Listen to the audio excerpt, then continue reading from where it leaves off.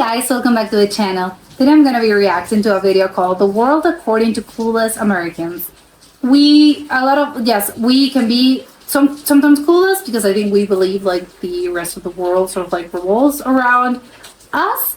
So I am a little scared, but let's check it out and comment, like, and subscribe. Okay, I was working as a Canadian Border Services officer at a land crossing. A car with Ohio plates pulls up and the driver, a man in his 40s, hands me his driver's license. I asked for his passport. He looked at me genuinely confused and said, "Why would I need that?" Okay, wow, they don't know they're crossing the borders. Okay, sure.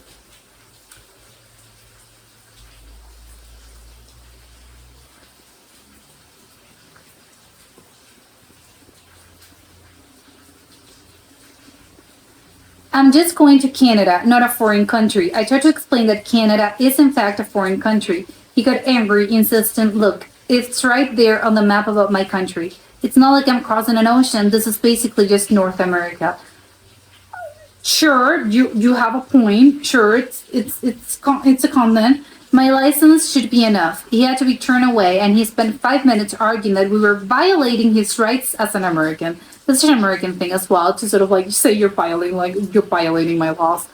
My family hosted an American exchange student from a rural state. One night we were all watching the news and a segment about the Prime Minister of Australia came on.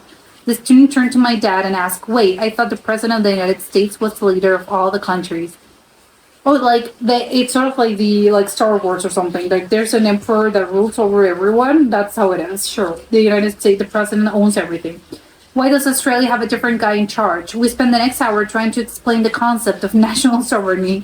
He just couldn't grasp that the U.S. president's authority ends at the U.S. border. He thought other leaders were just like state governors and ultimately reported to Washington, D.C. How old was this person? It's an exchange student. I'm scared. I was a barista in a small cafe in Vienna, Austria. An American couple came in and the man ordered a coffee. I replied in English, "Of course, how would you like it?" He looked relieved and said to his wife, "See?" Well, because they were speaking English. "I told you they learned our language for the tourists." Then he turned back to me and asked, "So what's the main language you guys speak here and where we're not around?" He said Austrian. I politely explained that the official language is German. He scoffed and said German, but Germany is like a whole country away. Okay, sure. Sure. That makes no sense at all. You should have your own language. They don't know that Austria like history. While working at a hotel in Paris, I had an American guest call the front desk in a panic. She said her power adapter wasn't working and that our outlets had the wrong shape. I tried to explain that France uses a different voltage and plug type. She cut me off saying, "But why?" Yeah, they're different, and you haven't traveled enough if you don't know this. We invented electricity in America, so our plugs are the correct ones. It's incredibly inefficient for every country to make up their own weird outlets. You'd think for a major city like Paris, you'd upgrade it to the American standard. It's just better business. She demanded we rewire her room immediately.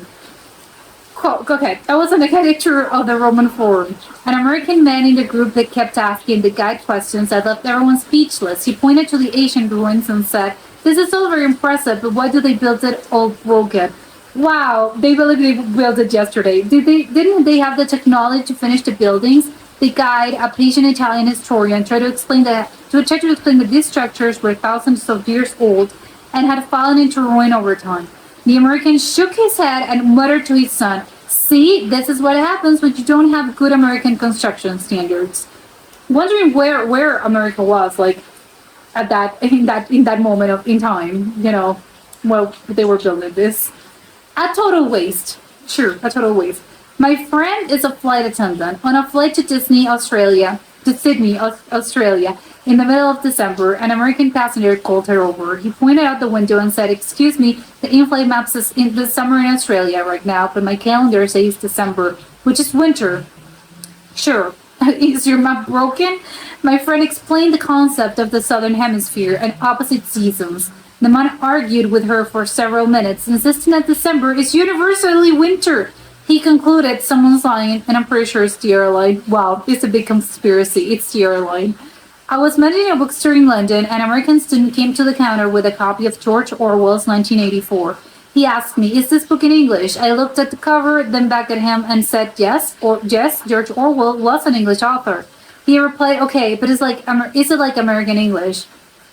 Oh, okay, well, sure. I feel like it's British. I don't want to have to translate all the weird words like lorry or flat. Can't you guys just publish a version that's been properly translated for us? It would sell so much better. He was completely serious about needing a translation from English to English. This is so funny because it's like, okay, sure, let's translate to the same language. I met an American couple while hiking in the Swiss Alps. They were amazed by the scenery. The woman asked me, "Who owns these mountains? Is it a private company?" I explained that there are natural formations part of the country. The American mind cannot comprehend the concept of like someone not being private owned, which is quite sad actually. You know. She then asked, "So who is in charge of turning on the waterfalls every morning? It must be a very difficult job to get the timing right. Do they turn them off at night to save water?" I just stared at her, unsure how to explain that waterfalls are not in fact operated by a switch. That's insane to me. You know, you don't know how waterfalls work. You don't know how nature works. You think like it's all a switch. It's like Disneyland. A dialogue I witnessed at a currency exchange in Tokyo. American tourist, "I need to get some Japanese money." Clerk, "Of course, sir. How much US dollars would you like to exchange for Japanese yen?" Tourist, "Why is it called yen?" Well, I don't know the history of this. Why not just, oh, the Japanese dollar? It would be so much less confusing. And why is the exchange rate so weird? $1 should equal one of whatever you call it. It's just simpler. Do you guys to really fix that? The clerk just smiled and nodded, but his eyes screamed for help. I would be, yeah, I'm not going to explain economy to you, so just I'm going to laugh and say yes. But this is what you think as a child, right? Let's just like do 1 equals 1. I was working at a tech support call center. A man from the US called in complaining that his new laptop, which he had brought with him on vacation to Italy, couldn't connect to the internet. What wouldn't connect to the internet? What? This is strange. After some troubleshooting, I realized he was trying to connect to his home Wi-Fi network from his house in Arizona. I explained that Wi-Fi has a limited range. He became irate. "How do you mean? What do you mean? It's the World Wide Web. It should be everywhere. Are you telling me my Wi-Fi doesn't work in the whole world? This is false advertising." Maybe he was an old person. Like maybe it's like an old person that doesn't know how Wi-Fi works. An American tourist walks into the pub I work at in Dublin and ordered an Irish car bomb. My manager, a very large and very patient man, went over to his table and explained, "Sir, given the history of this country and the meaning behind those words, we don't use that name here." Yeah, it's a car bomb. Like, you don't know about the terrorist attacks, like back in the Troubles. "I can get you half pint of stout with a shot of whiskey and cream on the side." The tourist rolled his eyes and said, "Oh my God, you people are so sensitive. It's just a drink name. It's not my fault. Your history is so depressing. Just make the drink." He was promptly asked to leave. Yeah. Would you would you let's make fun of like 9/11. Would you make fun then? I was a teaching assistant for a world geography class at the US University. During a lesson on Africa, a student raised her hand. She asked, "I'm a little confused. Is Africa a country or a continent?" And this was university. At a university level, no excuse. Because I hear about all these different places like Nigeria and Egypt, and when people just say Africa, like it's just one big place, which one is it? When I confirmed it was a continent with 54 countries, she looked shocked and said, "Wow, they should really advertise that more. It's very confusing for us." Is it very confusing for you because you're not paying attention? Yes, it is. That's the case. Well, visiting the Louvre, I saw an American family standing in front of the Mona Lisa. The father was squinting at it and said, "It's so small, I don't get the hype." His teenage daughter then added, "And why isn't she smiling more?" Oh my God, that's what people were asking in like the 1500s. Why is she smiling? She looks kind of bored. If I was getting my picture painted, at least I try to look happy. He's like, "She has no personality." They took a quick selfie with it and walked away, complaining that the museum was too big and didn't have enough escalators. It's crazy because it's like, wow, you're wondering like Mona Lisa has been like, you know, fumbling the minds of people since the 1500s. I once had to explain to an American co-worker that the United Kingdom and England were not the same thing. He was planning a trip and told me he was going to drive all over England, visiting London, then heading up to Edinburgh, to Scotland, and over to Belfast in Northern Ireland. Okay, news flash. How are you visiting this? Yes, I'm gonna go take a road trip. Cool. I gently pointed that his trip would take him three different countries. He argued with me, saying, "No, they're all on the same island, and they all have the Queen. It's all England. You're just being picky with the names." Well, try telling like a Scottish person their English and see how that goes.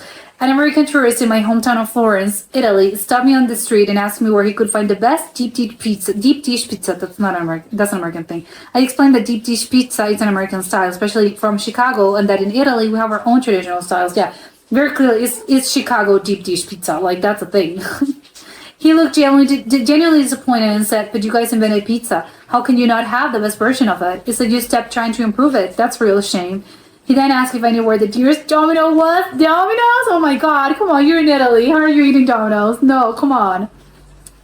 I was on a boat tour of Halong Bay in Vietnam. An American woman of the tour was talking to our guide. She said, "This is all very beautiful, but it's a little underdeveloped.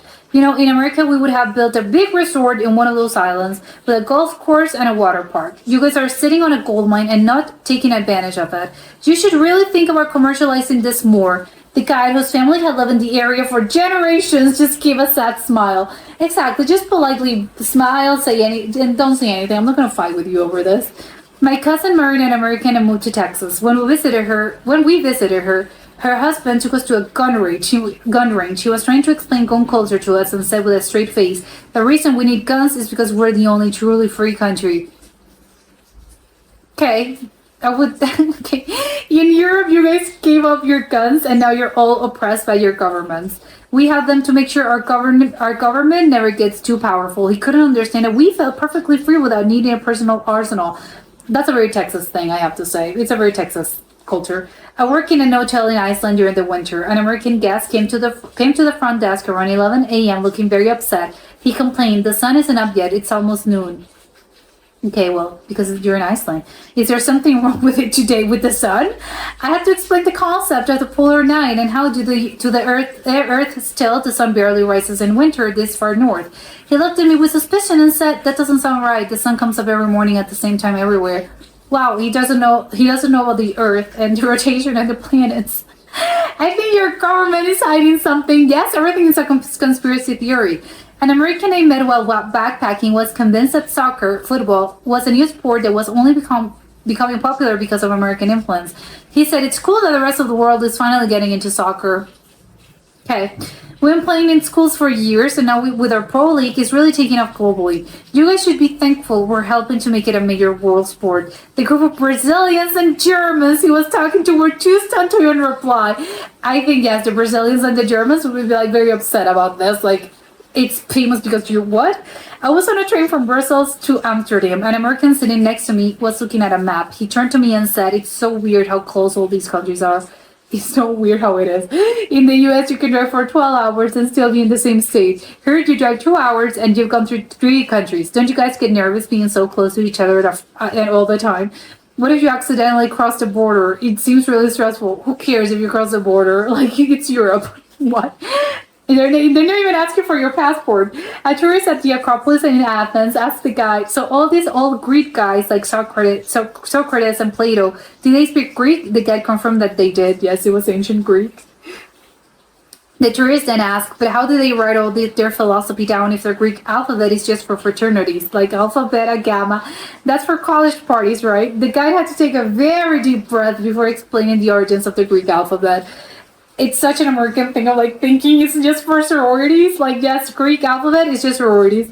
I had an American customer in my cheese shop in Switzerland. He asked to sample some Gruyere. After trying it, he said, "This is okay, but it doesn't taste anything like the Swiss cheese I get back home. Yours doesn't even have the holes in it. Oh, the Swiss cheese." Are you sure this is the real stuff? It feels like you guys are making the cheap version for the locals and exporting the good, holy stuff to America. I tried to explain that Swiss cheese is an American term for a specific type, but he wasn't having it. This is like so like it's kind of sweet actually. My university roommate from California was looking at a globe for the first time in our dorm room. He spun it around a few times and then stops with his finger on Russia. Oh my god, for the first time he hadn't seen a globe. He looked at me with wide eyes and said, "Wow, I never realized how big Russia is. It's like huge. Why do they need all that land? Seems really greedy. The United States should have some of that. It's only fair to split it up more." Oh my god, this person's trying to start a war. Like, no, not another war, please. This is crazy. I think a lot of them like were extremely funny. So it's like, yes, they made me laugh. They made me laugh. But a lot of them are just like, yes, they're being like, I'm sorry, we sometimes can be a little stupid. It's cool as yes. I think like there been being a lot of like there was a lot of ignorance. However, it was very funny. So it's like, well, good for you because you're laughing. But it's like I feel bad for them, and I feel even worse for the people that have to explain certain things to them, like the guy that had to speak, like that had to explain how Europe works or like how the Greek alphabet works. Like I feel bad for them, but I think it's my like the funniest ones are the ones that just like they're just tend to speak. They're just like smile and it's like smile and wave. That's it. It's like I'm not gonna try to explain this to you. But yes, this is very funny, sad, uncomfortable, but very funny. But that was it for today, and I'll see you next time. Bye.